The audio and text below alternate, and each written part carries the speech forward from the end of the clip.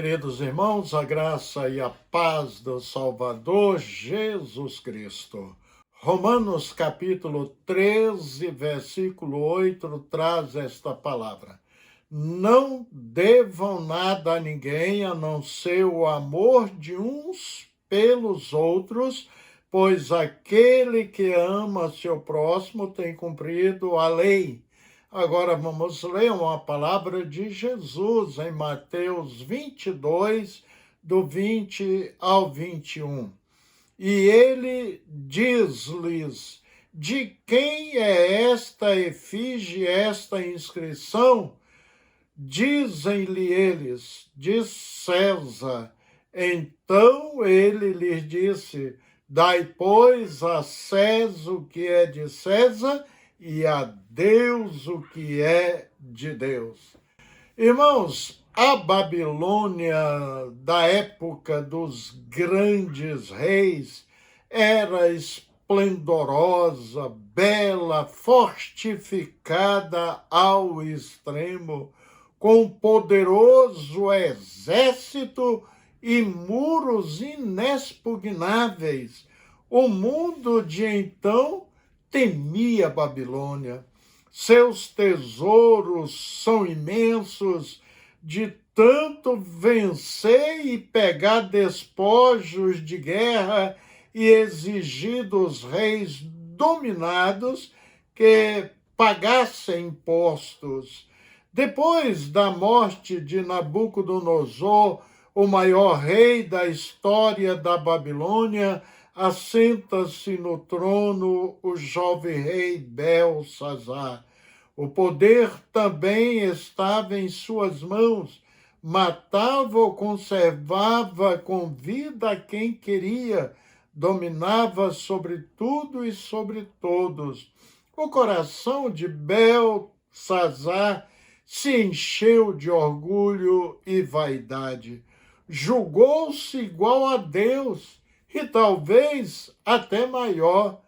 Num requinte de ostentação, Belsazar resolveu dar um banquete, uma grandiosa festa a 1000 de seus grandes, de seus oficiais. Parece que foi proibido a presença de crianças, da rainha mãe e a rainha esposa, uma vez que não foram convidadas. Possivelmente foi uma festa regada de muita orgia, sem regras ou proibições. Conforme a leitura de Daniel, capítulo 5, participaram do banquete as amantes do rei e de seus grandes e homens influentes. Manjares dos mais finos e apetitosos foram servidos, carne de pavão, de aves nobres importadas, ovelhas e bois selecionados, frutas secas, vinho de qualidade, o melhor da terra, tudo com abundância, de acordo com a megalomania real.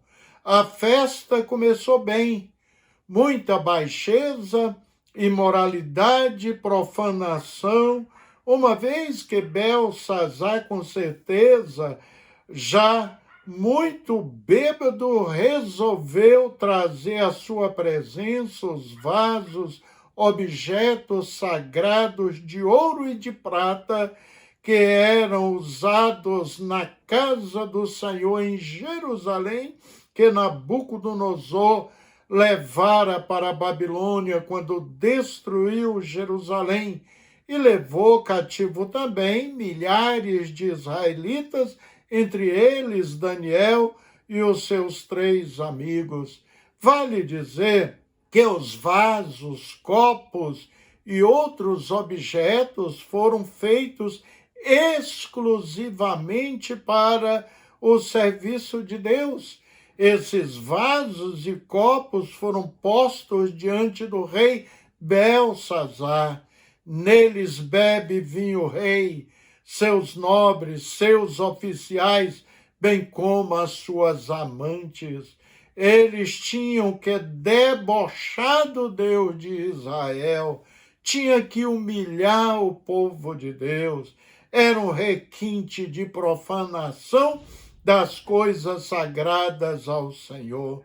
Belsazar cuidou brincar com Deus, mas de Deus não se zomba. Aquilo que o homem semear, isso também ceifará. O que é de Deus, queridos. E a mão do Senhor escreveu no alto da parede do palácio diante do rei e de seus comparsas uma sentença, Mene, Tekel, Parzim. Ao ver a mão que escrevia a sentença escrita, o semblante do rei se transformou, foi-se a alegria, houve-se um silêncio sepulcral, seus joelhos começaram a tremer ao ponto de bater um no outro. A festa acabou, o desespero tomou de conta e pior, ninguém conseguia ler aquelas palavras. O profeta Daniel, já bem idoso, possivelmente com mais de 80 anos, comparece diante do rei Belsazar para interpretar-lhe a escritura misteriosa. Belsazar, assim diz Deus, o Deus que você zombou e afrontou, pesado foste na balança e achado em faltas. O rei Belsazar era grande rei, mas aos olhos de Deus, porém, quando pesado na balança dos céus, mostrou-se não ser absolutamente nada. E esse capítulo 5 nos revela que naquela mesma noite foi morto Belsazar, o rei caldeu. Não sabemos o certo, queridos, quantas horas ele teve de vida depois da sentença escrita na parede do palácio. Mas diz a Bíblia que foi naquela mesma noite da festa de orgia e profanação ao nome do Senhor e ao que lhe pertence. Essa é uma história que repete uma vez que muitos milhares, quem sabe milhões e milhões de pessoas soberbas, importantes, autossuficientes, milionários, cultas, desprezam, zombam das coisas de Deus e de nós, servos do Senhor. Nesse último carnaval, a imprensa mostrou a profanação de Deus, o culto à orgia. Vemos pessoas importantes rasgando e queimando Bíblias, proferindo blasfêmias em seus shows, dizem com orgulho que são ateus e até que são adoradores de Satanás. E falam isso com a maior satisfação. Olha, queridos, na corte deste rei imoral, perverso, profano, trabalhavam centenas de empregados que amavam as práticas, compartilhavam com os erros deste rei, mas ali um servo abençoado de Deus, Daniel, estava para dar o seu testemunho ali. A Bíblia não fala dos seus 3 amigos, mas fala que, apesar da maldade deste rei, Daniel era obediente, ele sempre soube respeitar as autoridades constituídas. Ele dava a César o que era de César. Até maio deste ano, nós, brasileiros, temos que entregar nossa declaração do imposto de renda. Cobrar impostos é coisa de milhares de anos atrás. Nos dias de Jesus, que estava fisicamente nesta terra, ele tinha muitos inimigos. dentre estes as autoridades religiosos, legalistas, aqueles que proferiam que eram de Moisés, que eram de Deus. Eles aborreciam os ensinos de Jesus. E por quê, queridos? O evangelista Mateus escreveu o que Jesus falou deles no capítulo 23, um capítulo todo dedicado para falar desses falsos religiosos. Diz este capítulo 23 que eles eram hipócritas, eles tinham uma capa de boa presença, porém ninguém deveria imitar suas ações, pois eles não faziam o que ensinavam. Exigiam muito dos seus ouvintes, colocando fardo pesado e obrigações e deveres a estes, mas eles não carregavam fardo nenhum. Tudo que eles faziam era para ser visto pelos outros. Até as suas vestes usavam enfeites de textos bíblicos, era para impressionar os outros. Gostavam de receber honras e dos primeiros lugares. Gostavam de ser chamados de mestres. E uma das piores coisas que eles faziam, queridos, é por se considerarem os mestres, os doutores da lei de Moisés, eles fechavam a porta do reino dos céus para os outros. Eles mesmo não entravam, nem deixavam que outras pessoas que estavam ali pudessem entrar, ou seja, ter conhecimento da verdade bíblica. Ou seja, as heresias que pregavam atrapalhavam, confundiam as pessoas e, sob esta cegueira, se perdiam eternamente indo para o inferno. Esses líderes religiosos exploravam também as viúvas, diz a Bíblia que roubavam os seus poucos bens e, para disfarçarem, faziam longas orações na casa dessas pobres viúvas. E elas caíam neste engodo.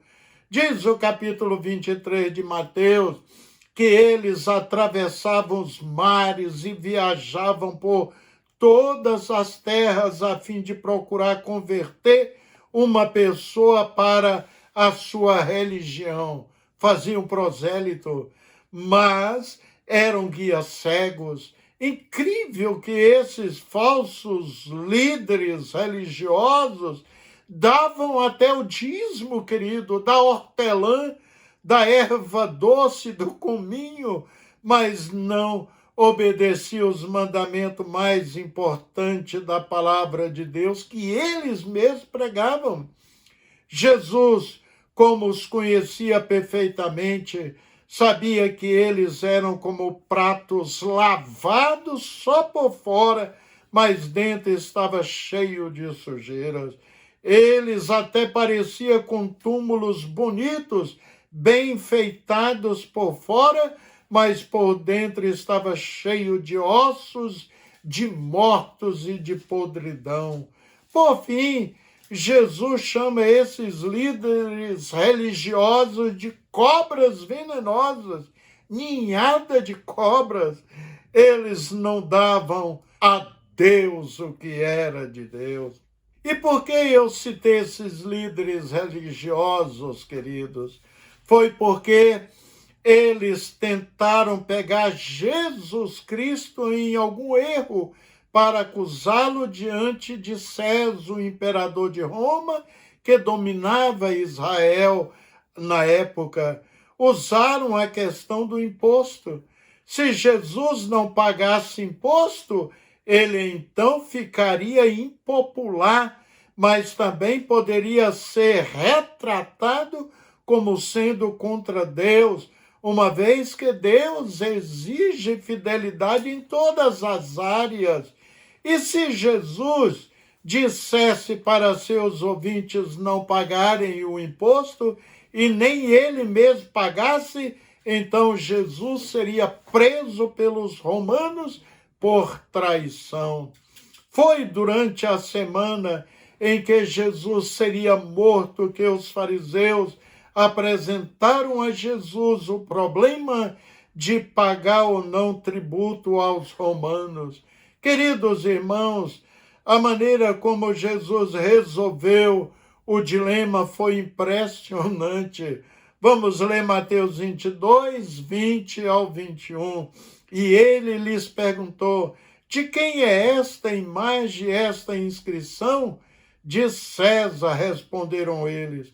E ele lhes disse: então deem a César o que é de César e a Deus o que é de Deus. Antes de ensinar, Jesus já pagava os impostos, ou seja, ele vivia o que ensinava. Depois leia Mateus capítulo 17, do versículos 24 ao 27, queridos. Na moeda romana estava estampada a imagem do imperador romano César, e Jesus aproveitou a ocasião para fixar uma das leis básicas do seu reino para todos nós, seus seguidores. César é a figura representativa de toda autoridade humana, seja ela presidente do país ou uma autoridade importante. Não é pelo fato de sermos seguidores de Deus que vamos ignorar o que é de César, queridos. Temos nossos deveres como cidadãos, temos que cumpri-los. Certamente não somos sujeitos, submissos a uma autoridade que é contra Deus, que impõe sobre nós um culto humano e a sua própria pessoa, ou o Estado, como vemos nos países totalitários e comunistas. Me lembro dos 3 amigos de Daniel que desrespeitaram a ordem do rei Nabucodonosor, negando adorar a estátua de ouro, preferindo ser lançados na fornalha de fogo 7 vezes mais aquecidas. Se esse governo que aí está, queridos, na direção do nosso país, começar a perseguir a igreja, proibir cultos ao nosso Deus, ficamos com Deus. Ficamos com Deus. Pedro respondeu às autoridades que tentaram impedi-los de pregar o evangelho com estas palavras. Porém, respondendo Pedro e os apóstolos disseram: mais importa obedecer a Deus do que aos homens. Atos 5:29. Assim, a desobediência às leis do país só cabe nesse sentido. Como filho de Deus, o crente evita transgredir as leis divinas e as leis humanas. O apóstolo Paulo diz claramente: portanto, dai a cada um que deveis, a quem tributo, tributo, a quem imposto, imposto, a quem temor, temor, a quem honra, honra. A ninguém devais coisa alguma, não ser o amor com que vos ameis uns aos outros, porque quem ama aos outros cumpriu a lei. Romanos 13, 7, 8. Essas palavras nada têm a ver com o apoio político, queridos, nem com a nossa filosofia particular sobre formas de governo.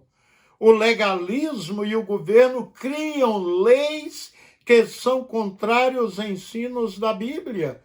Vemos o caso do rei Belsazar, que era inimigo do nosso Deus, pisava na palavra de Deus em seus ensinos, mas Daniel estava ali servindo, mas não estava dando apoio ou compactuando com este governo diabólico.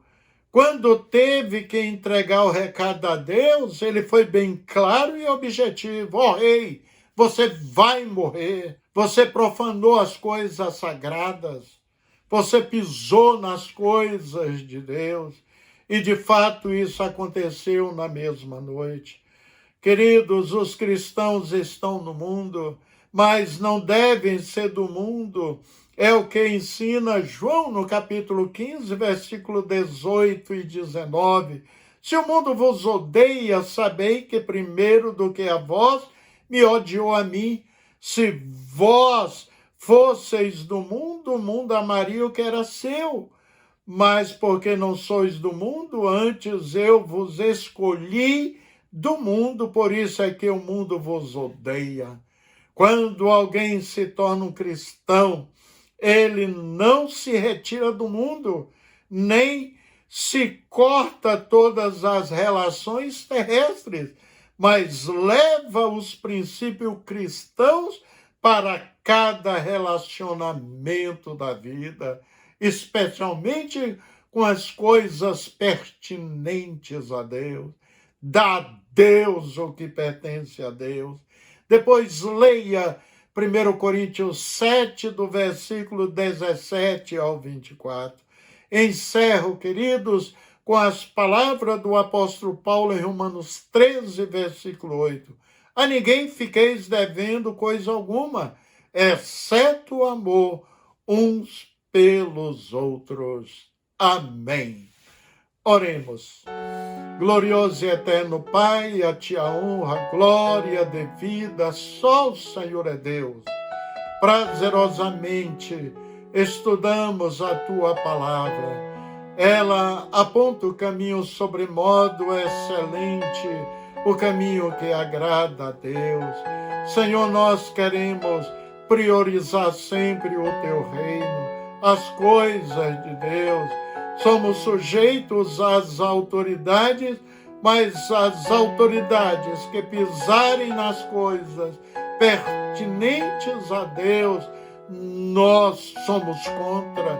Ficamos do lado de Deus e da verdade. Tenha misericórdia da nossa nação. Abençoa, Senhor, o nosso povo. Abençoa também esses lares que recebem a tua palavra neste dia, em nome de Jesus. Amém. A todos vocês, um abraço e que Deus abençoe ricamente as suas vidas e seus lares.